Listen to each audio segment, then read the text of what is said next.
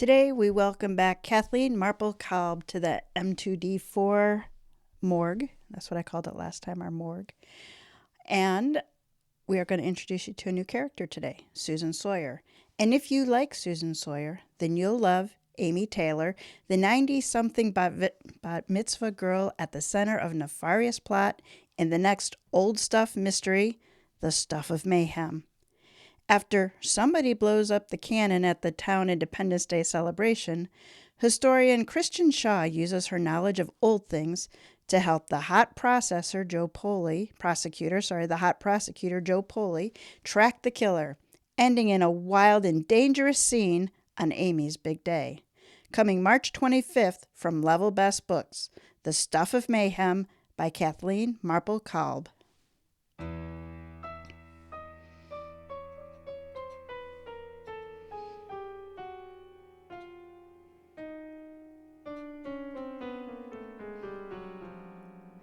Welcome to Mysteries to Die For.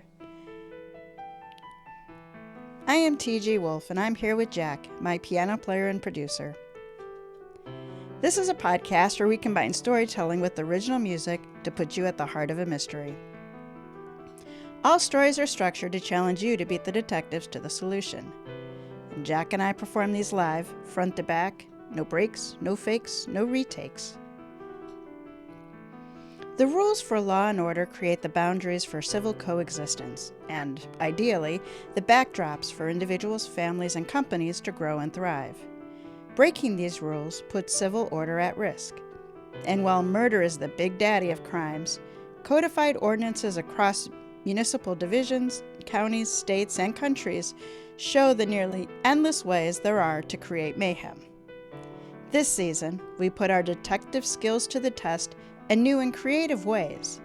This is Season 8, Anything But Murder.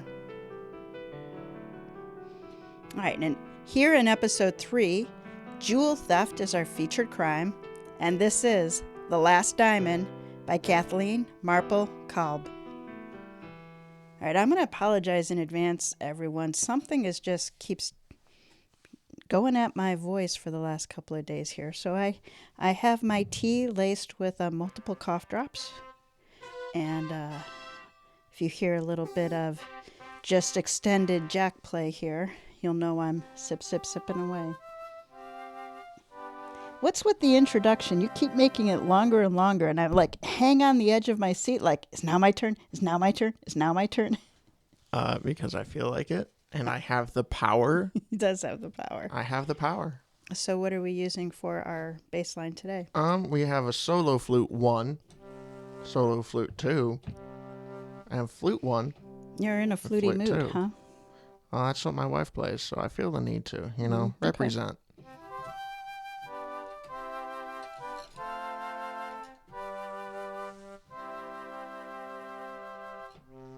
Beautiful. Gorgeous. Beautiful. Okay, I guess that's what we're going with. It is indeed. All right, let's start in then with Chapter 1, Diamonds Are Forever. A living legend in her 10th decade has only a few mistakes left to make. Unfortunately, I made a big one before the auction of the Sawyer Corey diamond. Misplaced trust knows no age limit. I know how the living legend stuff sounds, but working actress of 75 years standing is clunky. EGOT is nice, but my Oscar is a supporting one thanks to Elizabeth's nasty case of pneumonia last year, so it's a reminder of losing to her. Though I did edge out the chunky little Limey for my second Tony. Don't get me wrong, I absolutely adore Miss Taylor. One of the things I loved most was her complete commitment to doing good with her good fortune. We nice Jewish girls, we both converted when we married the one, are big believers in Tikkun Olam. I'm sure I butchered that, my apologies. That's the Hebrew for repairing the world. Basically, the idea is we should leave the place better than we found it. So, that night I was taking a leaf from Elizabeth at the auction reception for the Sawyer Corey diamond. Oh, you've probably seen it in pictures. It's not as famous as the Taylor Burton, or the square-cut sparkler Elizabeth wore so often, that was once known as the Krupp, and is now much more appropriately named for her rather than a family of war criminals.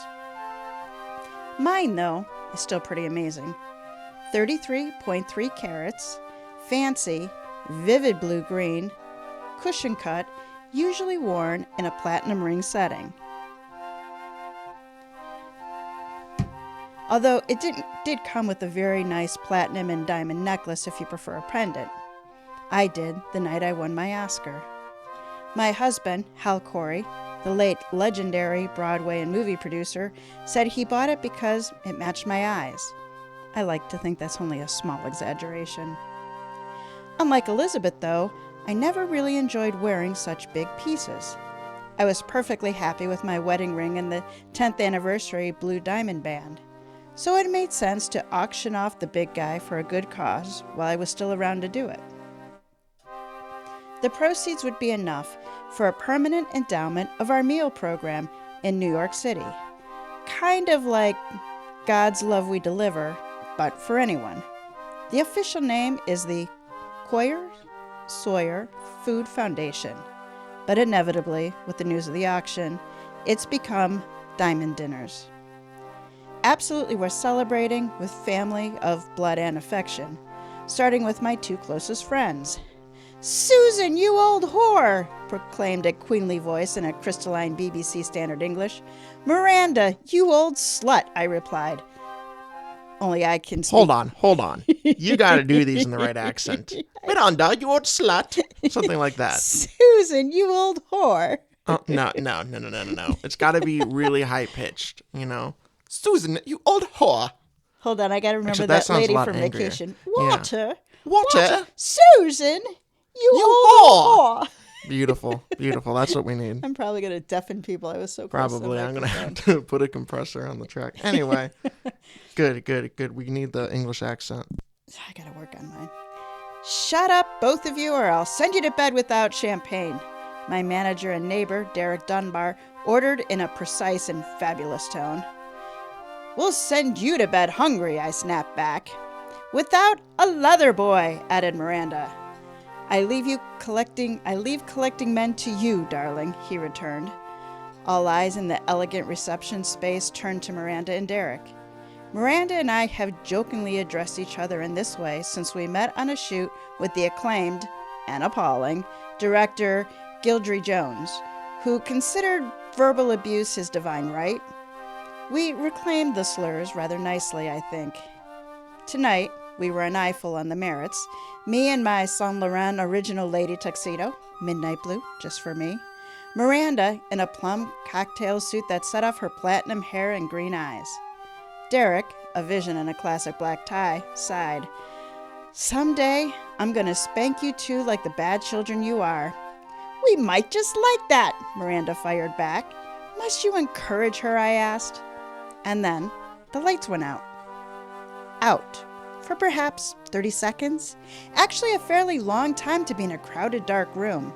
Just as the murmurs went from surprise and amusement to concern, the lights returned. I had a hard time believing it was just a glitch, but I hoped I was wrong, even though I was almost entirely certain something was going on here. I would know soon enough. "Grands!" Two graceful arms folded around me, and my granddaughter, Molly, rested her chin on the top of my head for a moment. She had her full height for more than a decade, but it still throws me a little. "Hello, sweetheart," I said, turning in for a hug, then pulling back to look at her. "You wear that so well." Move on from the lights. It may be nothing, or not. Mally gave me her grandfather's smile. She inherited the best of the Sawyer clan, and her regal mother, a noted African-American poetry scholar. Her eyes matched the aqua cocktail dress, which I'd worn in my first Academy nominations lunch, though she topped it with her buttery moto jacket. "The jacket makes the outfit," Derek said. "Lovely as ever, Poppet," Miranda said, reaching out to embrace Mally. "But we need to get properly fortified for this event." "Yes, please." Derek's tone was unexpectedly fervent. I wondered if he knew more of the background than I thought. I believe that they have a rather decent champagne, I said. Nonsense, Miranda sniffed. This is a gin occasion. We'll have some for you. Please do. I didn't know then how much I'd need it. Well, Mrs. Corey, are you ready? Allison Boatwright, the auction house assistant, really should know better. She's one of those Upper East Side cocoon girls, safely cosseted from private nursery school to Ivy League graduate program. Somewhere in there, she should have been told a headliner is addressed as Miss Stage Name, unless and until she tells you otherwise. I narrowed my eyes at her, and she gave me a glimpse of expensive orthodonture and shook her shiny ponytail. No clue. As ready as I'll ever be, I replied. I assume the lighting issue has been corrected? Allison blinked for a moment and took a breath. Oh, of course. That wasn't anything.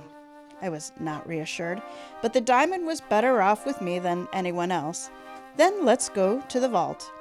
I nodded to my beloveds and allowed Allison to turn me toward the secure area. Only she and her boss, Everett Goodwin, and the security guards, two burly, bonded ex-cops, were allowed there with me, the owner of the piece. Even as my accountant, Dana Jones Stan, who was handling the proceeds, was not permitted. I saw her slip in between Derek and Miranda, no surprise since they were also her clients. 50-ish and elegantly styled, she was wearing a black version of my lady tux. I was choosing to take it as a tribute. Everett sidled up to Allison and me. Oh, Miss Sawyer, it is the moment, isn't it? Indeed. I couldn't keep a growl from my voice. He may have mastered correct address, but he was still an annoying twerp. The three of us, with our armed escort, slipped through an unobtrusive door into the vault area. Everett opened the drawer and handed the deep blue velvet box to Allison. After, we left the vault and walked the few steps to the display, where the diamond and platinum chain and necklace were waiting in the case, surrounded by large photos of Hal and me, including the famous one of us smiling over my Oscar at the governor's ball. Ah, the afterglow, in every way. A murmur swept through the room as people realized we were at the display. Allison opened the box and gasped as a light hit the stone. Amazing how a chunk of carbon becomes a living thing. Everett reached for the ring. May I? No, I said, more forcefully than I intended. The only person allowed to put that ring on my finger is almost 30 years dead. I had let this crew handle the jewel to raise millions for diamond dinners. I did not have to let them handle me. I'll put it on myself. Everett winced. Allison didn't know enough to. I picked up the ring, remembering my husband's proud smile as he ran in with the box, too excited for whatever elaborate presentation he'd planned. I felt wistful. Well, I wasn't alone, what with family and good friends. It wasn't the same. There would always be a Hal Corey-shaped hole in the heart and my life. I looked at the ring, turned it in my fingers. Almost everyone probably thought I was watching the sparkle, and it was lovely, incredibly so. But that wasn't it. I wanted, just one more time, to see the inscription. I'd taken a few minutes by myself in the vault earlier, but I needed one more look. Howard to Jimmy Sue was engraved in the metal of the bezel, right under the diamond. It was somewhere on all of my jewels. My Bronx boy who loved the idea of having his and his hillbilly wife's real name on each priceless piece. He had been bored Howard Cohen and changed it because that's what ambitious men did then. When I left West Virginia, lied about my age, and joined the Wax, it was as Susan Sawyer, which happened to be the perfect movie star name. But in private, we were always Howard and Jim. The engraving honored that, but it wasn't there. This ring had to be a replica I kept for informal or low-security events, which meant I looked at my two companions and took a breath, gathering myself for the announcement. Someone has stolen the Sawyer Corey diamond. Nothing like real-life drama. It's gone. It's gone. Sawyer Corey. Sawyer Corey. Soya koya. Yeah, those somehow when I read it mentally, it's like that's two easy words. And when you try to say it over and over, Oyer and oyer? Exactly. Sawyer Corey. Soya and koya. That's how we're doing it now, guys. Lovely. So whatever I say, you know it's supposed to be Sawyer Corey. Yeah, soya koya. All right, chapter 2. Fancy and vivid. Within 5 minutes, Detective First Grade Connie Mercado was running the scene with uniform officers standing around the display and several of her investigative minions working their way through the crowd. One, a burly ginger-haired fellow, chatted with Miranda and Derek, both of whom were clearly enjoying the interrogation. It was entirely possible somebody might be putting those cuffs to a much happier use later. Anyhow, Mally quickly came over to me. She's my informal assistant, living with me while she finishes her PhD at Columbia and runs interference with all comers, including the NYPD. Do you need a formal statement from my grandmother right now? Mally asked the detectives after the introductions. Well, I'd like to get her a sense of what happened now while it's still fresh. Mercado studied us carefully. But of course, Miss Sawyer should go home and rest when she needs to. I'm just fine, I assured her. We need to sort this out now. Her cop game face slipped for an instant to a surprisingly adorable grin. Well, all right then. What did you see, ma'am? Everything was fine until the lights went out, I started. The lights went out? Asked Mercado. Yes, just a few minutes before we went to get the diamond. The detective nodded. And where were you? Over there near the bar, with Miss Charles and Mr. Dunbar. I motioned to my friends, who were now refueling. Did you see anything unusual? No, I admitted, but there were only a few people who could be involved in this. And who would they be? She asked. Well, unless your two colleagues are providing security, we're in on it, I began. Let's assume they weren't for the moment, the detective said. Well, the auction director, Everett Goodwin, and Allison here had access to the gem today, I said. Allison winced a bit, but no more than you'd expect from someone hearing their name in such a context. Everett was too far away to hear. I shot the girl a reassuring glance and continued. My accountant, Dana Jones Stan, keeps the keys to the safety deposit box where the diamond was stored, so she would have to be included on the list of possible suspects. Only if the switch was made before the ring got here, said the detective. Did you check it at the bank? Honestly, detective, it never occurred to me. You're sure this ring is a reproduction? Detective Mercado asked. Yes, I handed it to her. Take a look. She turned the jewel in her slim fingers, watching it as it caught the light. Is it easily identifiable? To an expert, the fake is perfect. Her dark knit brows knit a bit. The fake is perfect? Yes, I said. All real gems, no matter how valuable, have tiny imperfections. What jewelers look for is visible perfection. Mally smiled. She knows me and my visible perfections. Interesting, Detective Mercado said. Any other way to tell the difference? Yes, Ellison cut in, just a little too quickly. There's an inscription on the real one. An inscription? Mercado flicked a brow. She caught it too. Is that correct, Miss Sawyer? It is. I glanced out over the scene. Accountant Dana had slipped in with Miranda and the ginger-haired detective near the display. Poor thing. No way she'd win that one. Derek was standing over Everett, making sure he drank a portion of the amber liquid that was probably a very decent scotch from the bar. He gave me a nod. Mally caught much of the subtext and rolled her eyes. I knew I'd been right about this auction. Someone indeed planned a switch, and he or she had made it when the lights went out. I just wasn't 100% sure who. Good thing I brought in a little extra help when I was coming up with my plan last night. As much as I needed his advice before the auction, I hadn't been sure he'd appear. In the decade since his death, he'd become less punctual. But he's still Howard. Chapter 3. More Precious Than Diamonds.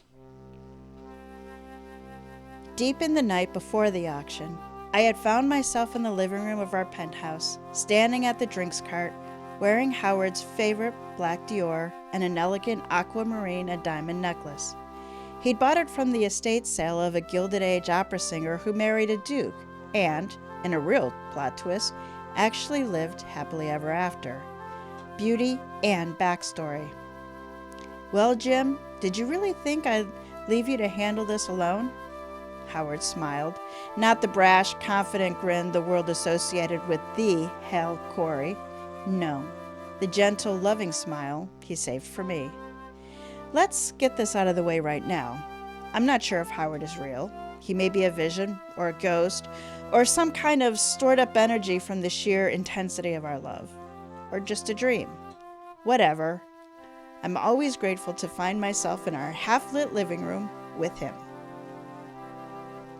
When he died, after fighting leukemia for at least a decade longer than the doctors thought he would, he promised to keep an eye on me and our family. When he appeared one night while we were still sitting Shiva, I accepted it as a promise kept, and I still do. I knew I'd see you, I said. Good, he nodded to the cart. Pour me some of the good scotch and come sit by me. As I picked up a glass and poured a perfect inch, I could feel Howard watching my every move.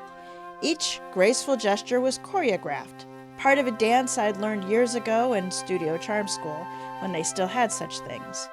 Never explicitly provocative or subservient, simply a pleasing, lightly sensual thing you might do for your partner. I just make it look really good. Thanks, Jim. Howard's fingers brushed against mine on the glass. I do love that dress on you. Dior knows how to dress a woman, I said. Well, this woman looks amazing in it. Howard raised his glass and took a sip. That collaborator, Chanel, never got close. She's a good designer, I replied, and poured my own scotch, happily falling into our well-worn conversation. It didn't make up for sleeping with Nazis. Nothing would, he said. I sat, close but not too close, allowing my full net and taffeta skirt to settle gracefully. Never get tired of seeing that, or you. He clinked his glass against mine. Likewise. I drank. There's nothing like a really good scotch. Diamond dinners, he asked. Catchy. And useful, I said. There are plenty of food programs with eligibility rules and such, but there's nobody just showing up and bringing dinner. Like God's love we deliver, but for anyone who needs it. Need not defined by a federal form, he said, but by a recommendation or a request. Exactly. The great part about being a private foundation. We don't have to put people through filling out forms. We just get their name and address and bring them dinner. And you figure you're going to clear enough from the diamond to endow this? The early estimates were around 10 million, I said, and it will likely be higher after all of this hurrah. Howard grinned at my marginal Yiddish and the amount. So, you'll be fine? We will, if we can root out the bad guy. Ah, he said, the bad guy. Eye contact and meaningful nod. I had a creepy feeling for a while, you see. One of those Scotch-Irish things of yours, he asked. No, I replied irritably. A real sense that these are not the sort of top-notch people we used to have. He sighed, long and resigned. They don't build them like us anymore. But they should build them competent, I said, and honest. Can't argue that. He took a sip of his scotch. And you'd think somebody's up to dirty. I'm sure somebody is. Just not sure who. I ran my finger around the lip of my glass. Nothing adds up. Is Allison, that silly assistant at the auction house, really so privileged and vapid that she misses everything? Or is it an act to cover up all kinds of nasty things? Is Everett trying to snow me with compliments so I discount him? Worse, is the accountant Derica Miranda and I all share somehow in on it? Or are you missing something, he asked. Who did the background checks on the people at the foundation? I lowered my glass slightly. Dana Jones Stan, the new accountant, recommended a firm. Howard's eyes narrowed. New accountant? Maybe a year? Derek hired her when his niece, the CPA, was expecting twins, then moved her over to handle my affairs after he was comfortable. Miranda uses her too. She does, a slight suspicious note in his voice. And you know, Miranda has connections we don't.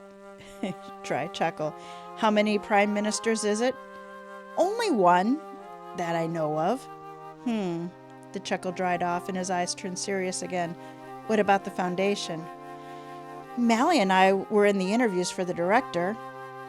But for the other major posts, he asked? No, I sighed. It's just possible something was missed. Not through lack of trying, he said, putting down his glass. I suppose, but that opens up at least a couple other theories. True, he said. The good news is, we have the decoys, which makes the plotting a whole lot easier. We shared a smile. Well, Jim, why don't you just slide in here and talk it through with me? Howard wrapped an arm around my shoulders and pulled me to him, and I happily relaxed in his embrace. It didn't take long for us to come up with a pretty good idea about what might happen at the auction the next night, and how to plan to handle it. After the serious conversation was done, Howard and I finished our scotch and resumed our usual routine with these visits, which, sorry, I leave to your imagination. You better have a good one. All right, Jack. We're at the deliberation. Already? Yeah. It's been like 5 minutes. I know. Okay, so well, no clue, guys. I don't think we got enough information. I think you're supposed to keep reading. Well, Detective Connie Mercado has landed a gem of a case and needs our help. Miss Susan Sawyer was about to auction her prized diamond when she discovered the ring in the vault was a fake. Here's a list of people Miss Sawyer reported had access to the ring. All right. Okay, so we have Allison Boatwright, assistant at the auction house, sheltered, pampered, and rudderless. I don't think it's her because she knew that there was an engraving on the bottom of the ring. Granted, she also mentioned it weirdly quickly. Everett Goodwin, auction house director and butt-kissing twerp. They do like to do that to butts. Yep. Dana Jones Stan, accountant and keeper of the safe deposit box keys. She had access. She had access. Okay, so here is what we know. All right. Something wasn't right with Susan's new foundation, informally known as Diamond Dinners, but she can't put her finger on it or point to anything specific. Okay. Susan and her granddaughter Mally were part of hiring the foundation's director, but not the other staff, all of whom were vetted by a firm recommended by Dana. So, what does that mean? Well, it means the accountant who she doesn't quite trust is the one who recommended the people who are running her foundation. Oh, okay. Got it. Okay. Susan's manager and friend, Derek Dunbar, hired Dana after their previous accountant stepped down. Dana now acts in the role for Derek, Susan, and Day Miranda Charles, who relied on Miranda to vet Dana. Guys, there's too many D names. Who's Derek? Derek is the guy who's her manager and next door neighbor. So at the very beginning, we met him. Are they just other rich, famous people? Yeah, they're trusted friends. Okay. Susan kept the diamond in her safe deposit box. Her accountant, Dana, kept the key. Interesting. Susan took a look at the diamond before the event, then left it in the vault where only Everett and his assistant Allison were permitted.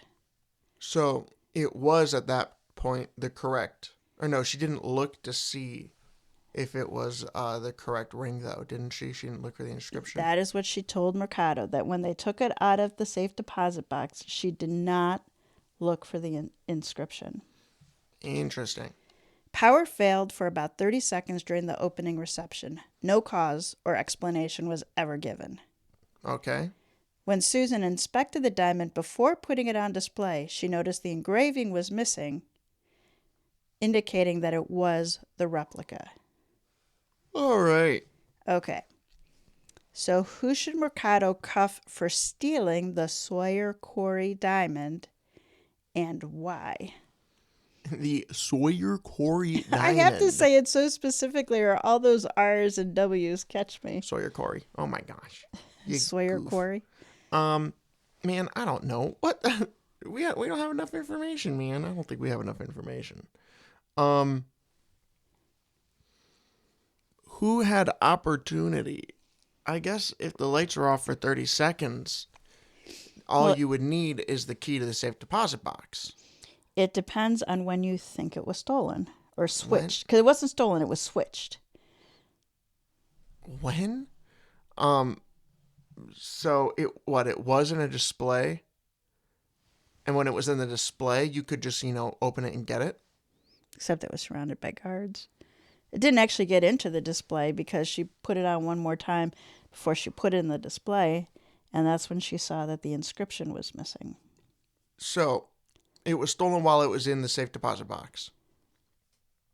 Okay, so at her bank, she had a safe deposit box where she kept it.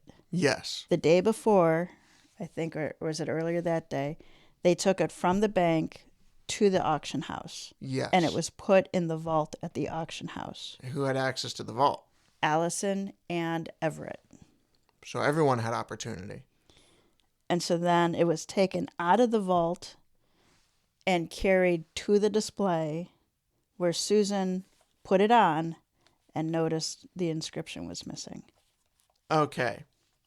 So everyone had opportunity to do it. Everyone had opportunity to do it.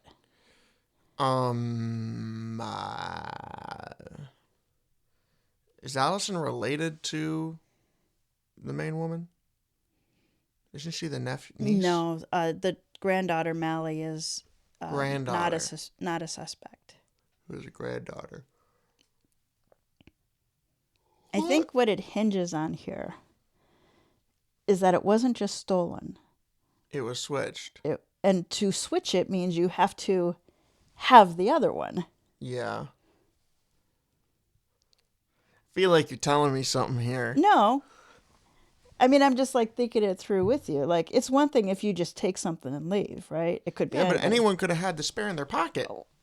A 33-carat spare? I mean, what do you mean? You're saying it had to be a rich person? This identical spare ring. Somebody had to steal the ring from her, the fake. Did someone have to steal the fake? Where else did it come from? I mean, so you're saying you had to steal the original to make the fake? No, I'm saying you couldn't just go buy a ring at K Jewelers and put it in here. It was meant to be an identical fake. And this is a big diamond. So you're saying, what? So It's a big diamond, but it won't fit in your pocket? It'll fit in your pocket. Okay, I'm not saying this right. No, you're not. This is weird, guys. She knows more than we do. No. So Susan said that they had a copy of the ring made that she used and wore when she was at low security events. Yeah. So somehow that ring, the spare. Oh, the copy. The copy was put into the case. Yes. But if that's the case, then the imperfections, they said it was too perfect, but if she wore the copy, it wouldn't have the same, it would have. So whoever made the switch had to have access to the copy. To the copy. That's what I'm saying. If it was a straight up grab, then yeah, everybody has. But if you're only thinking about access from the standpoint of the auction house. But I think it's really who had access to the spare. Only Dana would have had access to the spare, right? Because the other two just work for the auction house, don't they? That's what it seems. You're telling me it has to be Dana? I'm not saying anything because I don't remember the end of the story.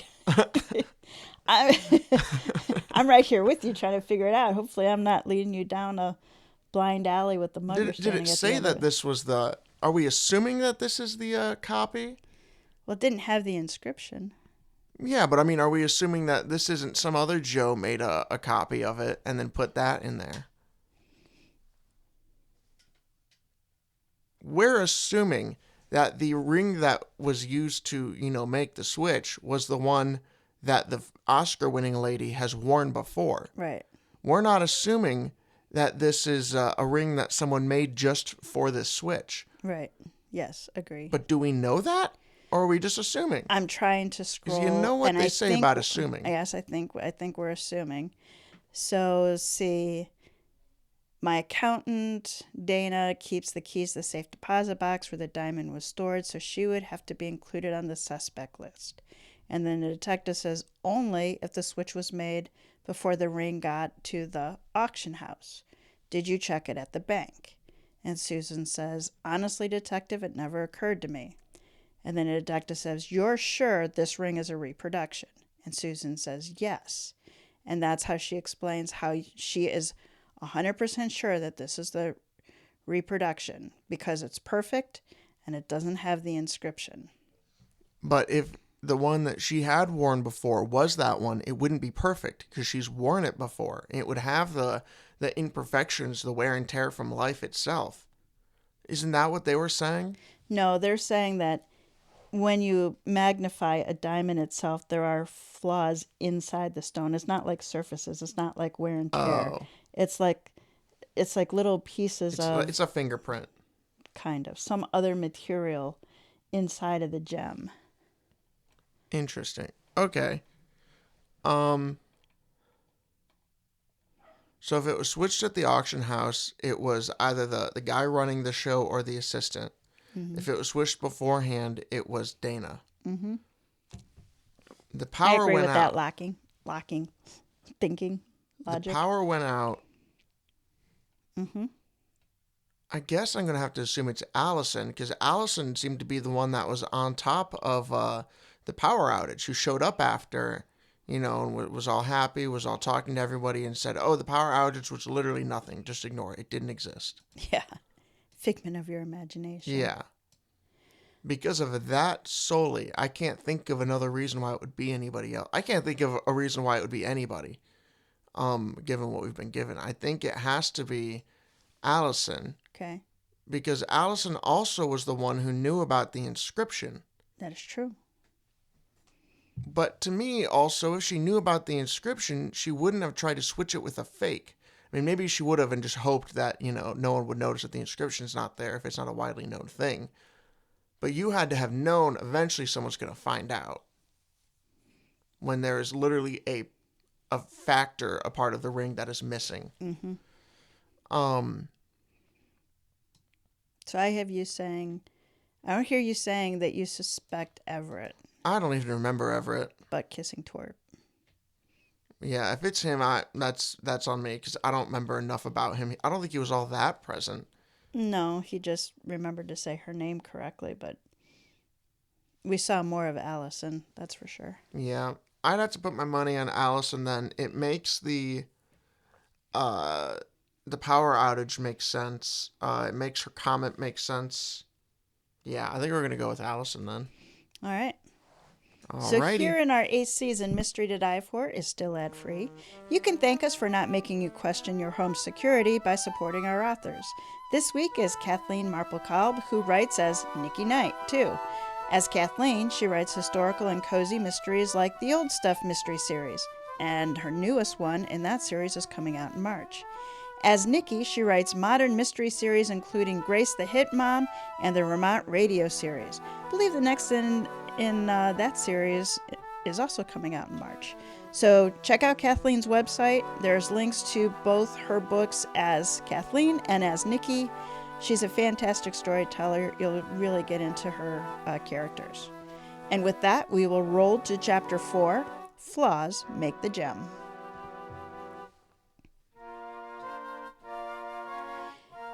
Back in the reception hall, with Detective Mercado in the Rogues Gallery, I was about to do Howard proud. Actually, I said, taking a good breath so I could continue in full theater voice, the Sawyer Corey diamond is still right here. Most jaws dropped, but I wasn't interested in everyone's reaction. One person did precisely what I expected, and another, unexpectedly, froze. I'd gotten the right accomplice and the wrong mastermind. Even I'm not perfect. Like the diamond that bears my name, though. Quite close enough. I reached inside my tuxedo jacket and pulled the real diamond out of the interior pocket. The pocket was so secure and perfectly placed, no one could see the shape of the jewel when I'd hidden it during the little visit before the auction. With a flourish, I held it up, turning my fingers this way and that to shoot sparks across the room and toward our would-be thief. The one person in the room who was reaching in their pocket, and her stunned accomplice, who had turned out the lights. There's only one way to tell the difference without a magnifying glass. The fake is a perfect cubic zirconium. The real one, like all real things, has small imperfections. Absolute perfection, I continued with a significant glance, is almost always fake or a scam. Allison let out a howl like a wounded animal. I pretended I hadn't heard. A nonverbal response, however damning, would not accomplish the purpose. We needed more. But, I continued, turning over the piece, this is real and bears the evidence of a very real love. Howard to Jimmy Sue. Let me see that! A hand closed over my wrist and two very cold eyes met mine. Last-ditch effort at intimidation, or worse. Let go of her, Mercado ordered, her hand moving to her gun. Call them off! Dana Jones Stan, accountant to the stars, dug her fingers into my wrist and hissed in my ear, I'll tell everyone you're slipping. For just a fraction of a second, I froze. Such incredibly evil and entirely believable threat. But I don't scare easily. Go ahead, I met her gaze. How did I not notice her nasty little eyes before? Everyone who knows me knows the truth. You rotten old... She hissed. Bitch is the word you're looking for, I said. She startled a bit at my language and I broke her grip. Then as she stared, I patted her jacket. The secret pocket's in the same place on yours. And you've got the third fake. Third? Her face went gray. 3 rings? I wore it on stage in Toast of the City. We needed an extra. Howard and I had been the only ones who knew of the additional fake, which had been in my jewel box until tonight. I'll kill you! Allison's cry was the only warning as the girl flew at Dana. Grands! Mally hauled me close with the tractor beam grip she used as a toddler, almost pulling me over before I caught myself. Allison and Dana tangled for a moment, but the cops quickly broke it up, Mercado taking Dana by the wrist. All right, Derek said as he and Miranda rushed up. How did we get here? I may need more gin. Miranda drained her glass. It'll hold for a moment, I assured her with a smile. Mercado patted down Dana and held up the ring. So? Dana here did a great job, I said. The accountant gave me a poisonous glare. I didn't suspect you until just now, I returned the glare with a grin. After you gave me the warning about Everett a week ago, I was watching him and Allison. It was only when Allison looked to you that I figured it out. Dana turned on Allison. You gave it away, you stupid little... Bitch was not the word she used. Yikes. Even in New York, that particular explicative was a shocker. Mercado moved to cuff Dana and the accountant exploded at me. And Miranda, my father was right about you. Both of you. You think you're so much better than the rest of us. Your father, I asked? Deirdre Jones. The girl hurled the name at us. It landed like a gut punch. Not that we showed it. Him. Miranda's voice wobbled just a teeny bit. Somehow her connection had missed this. Yes, him, she screamed. You put the word out that he was impossible to work with, and you ruined him. I'm sorry you see it that way, I said, amazed to keep a cool and steady tone. He was abusive to his actors, and demanding to the point of dangerous with his crews. He did not deserve to helm another production. She struggled and shouted, You say! We say, Miranda's voice was back to calm, strong, and cutting. It's my turn to ruin you and your precious fancy diamond, Dana spat, with at least a little actual saliva, as Mally would say. Gross. Not anymore, snapped Derek. We've got the diamond, and trust me, we've got enough oversight and forensic accountants to make sure you haven't moved a penny out of place. Dana wilted, crushed. No wonder. It would have been a pretty exquisite revenge, not just stealing my diamond, but setting me up as a fraud. Embarrassment and humiliation for sure, maybe even criminal charges. I ruined my life for you, Ellison yelled as she struggled with the ginger-haired detective. No argument there, dear, I said. But you, at least, may get a second chance after you've paid your debt. Stupid little bitch, Dana snapped at her. I shouldn't have wasted my time on you. Allison let out another howl. We can sort this all out at the station house, Detective Mercado said, nodding to her minions. There's no reason for you to deal with any more of this nonsense, Miss Sawyer. The ginger plainclothesman gave Miranda a wink as he passed. After a little procession, Derek turned to me. How did you know Allison was dirty? There was no reason to ask a second time if there was any visible difference between the fake and the real one, I replied. That's it? Miranda asked. Well, that and the way she asked, I admitted. I started looking around and asking a few questions, which is when Dana told me about Everett. Clever bitch, isn't she? Miranda shook her head. We'll have to have a forensic expert go through all of our accounts now. We will, Derek agreed. Small price to pay. Small indeed, Mally scowled at me. Why didn't you bring us in? Because I wasn't really sure, I explained. Until the lights went out, I couldn't be certain it was anything other than my Scotch-Irish sixth sense. The others joined in Mally's glare. I still don't get why, though, Derek said. Was Allison in love with Dana? Oh, come on, I said. You, of all people, won't go for that cheap and easy explanation. Of course not, Miranda proclaimed, waving her glass for emphasis. Mother figure. Closer, I replied, but not quite. She wanted to be Dana's protege, and eventually to be her. Damn. Of course. We'd see it right away if we weren't two men, Derek nodded. In her cocoon little life, I continued, she never dealt with people who made themselves, like us, and like Dana, who had to build her own life after her father's fall. It's true, Mally nodded. I see kids like Allison in freshman history classes. I don't know if it's the pandemic or helicopter parents or what, but they're like hungry baby animals desperate to show they can survive alone. Well, she'll have plenty of time to learn where she's going, Derek said. Oh, no doubt. I've seen quite enough. Miranda looked to the bar. Oh, Miss Sawyer, I am so sorry. Everett's opening was the only intelligible thing he said. Then he dissolved into incoherent babbling entirely inappropriate for the branch chief of a major auction house.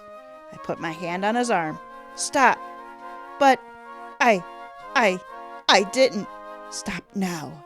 Everett froze. I still can do the command voice. Obviously, this is not your fault, I said. Equally obviously, we cannot sell the diamond tonight. No, he sounded and looked like a small, frightened animal. No wonder, considering what had happened on his watch. But we will, and soon. We will? He asked, his voice breaking. I patted his arm because it was inappropriate to pat his head. Oh, trust me, Everett, we will. Epilogue. Couple more chords. On a bright Sunday morning a few weeks later, Miranda and Derek joined Mally and me for brunch at the penthouse. After Mally poured the coffee and I served big plates of Grandma's buckwheat pancakes, we took up the papers. Good day's work yesterday, ladies, Miranda said with a generous sip of mimosa. We think so, Mally agreed, topping her glass. Just the happy ending I had in mind, I said, adding more orange juice to mine. Sadly, I don't have the tolerance I used to. The only thing I don't understand, Mally began, is how you didn't realize who Dana's father was.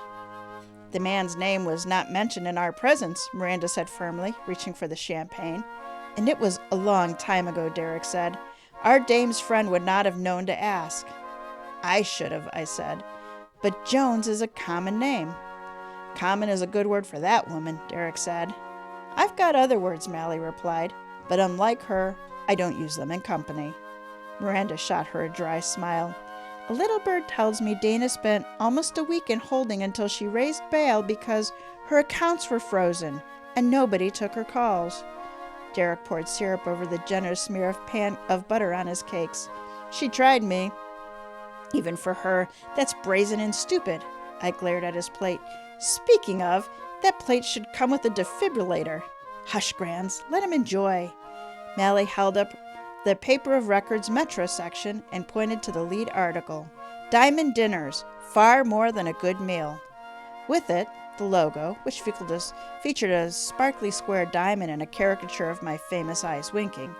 I took the paper and read, Miss Sawyer and granddaughter Mally Corey joined volunteers yesterday in taking the first night's delivery, a hearty chicken or eggplant parmesan meal designed to be served family style, complete with salad, garlic bread, and cookies for dessert.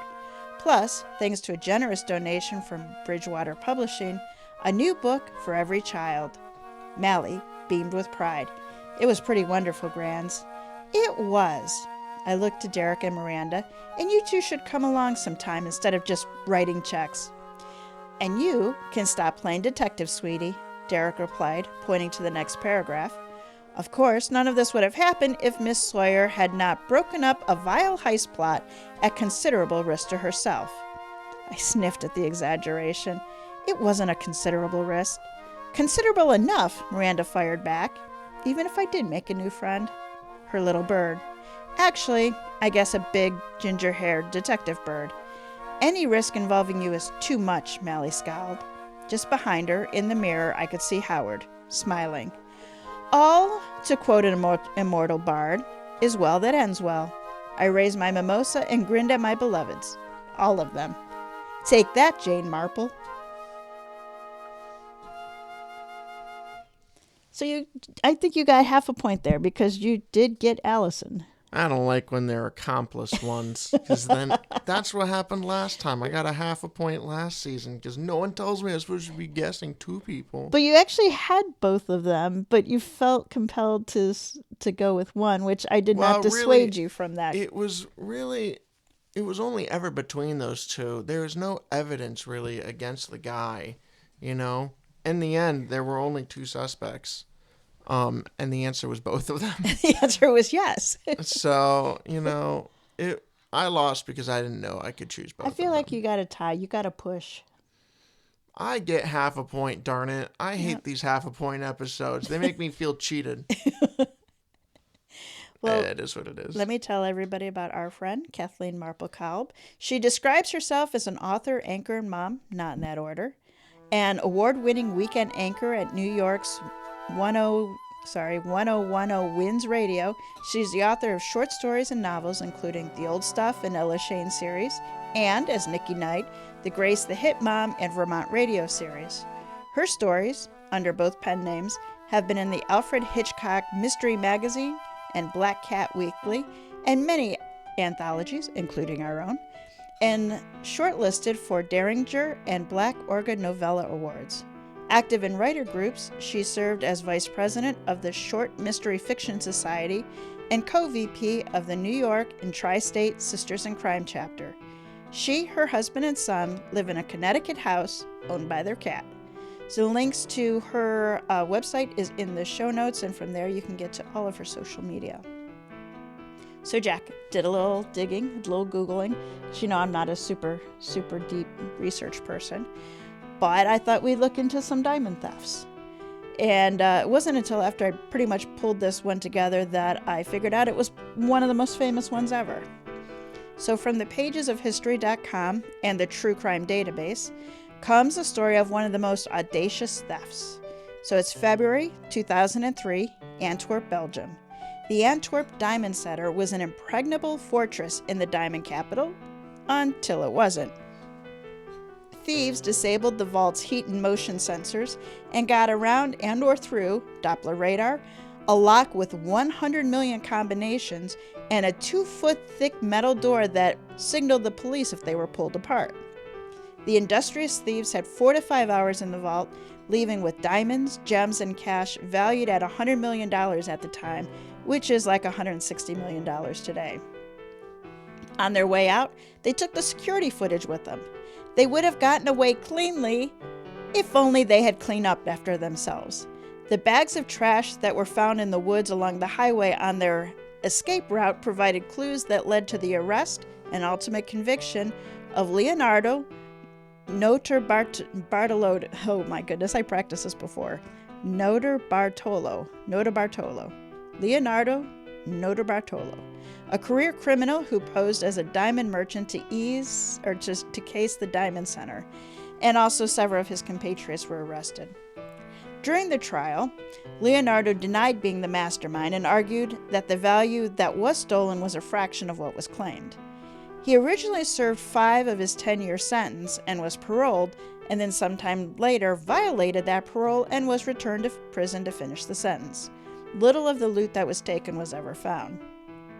The scale and skill of the heist captured imaginations.